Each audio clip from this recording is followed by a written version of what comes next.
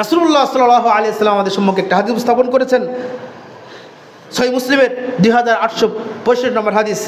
ইন্না রাব্বি আমারানি, তিনি বলছেন আমার রব আমাকে আদেশ করেছেন, আন উআল্লিমাকুম মা জাহিলতুম মিম্মা আল্লামানি, আল্লাহ রাব্বুল আলামিন আমাকে যেটা শিখিয়েছেন জানিয়েছেন তোমরা সেটা জানতে না।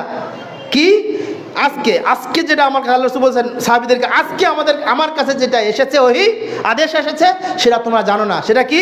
যে হাযা কুল্লু মালিন নাহালতুহু আবদান হালাল, বান্দার জন্য আল্লাহ তাআলা যা কিছু দিয়েছেন সবই হালাল, তবে যেগুলো হারাম করেছেন সেগুলো ছাড়া।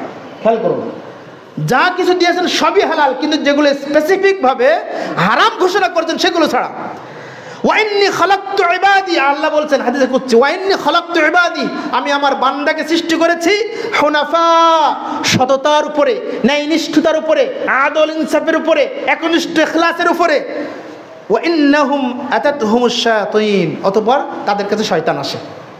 আমি তাদেরকে হানিফ করে, ন্যায়ের উপরে, সততার উপরে, ইনসাফের উপরে সৃষ্টি করেছি, অতঃপর এই ইনসাফকে নষ্ট করার জন্য, এই আদলকে নষ্ট করার জন্য, এই সততা ন্যায়পরায়ণতাকে নষ্ট করার জন্য শয়তান তার কাছে চলে আসে। শয়তান এসে, শয়তান কি বলে? ফাজতালাতহুম আন দীনিহিম, শয়তান তাকে দিন থেকে বিমুখ করে দেয়। শয়তান এসে তাকে দিন থেকে কূটকৌশল করে, বিভিন্ন কৌশল অবলম্বন করে, বিভিন্ন কুমন্ত্রণা দিয়ে দিন থেকে ফিরিয়ে আনে। আর কি করে?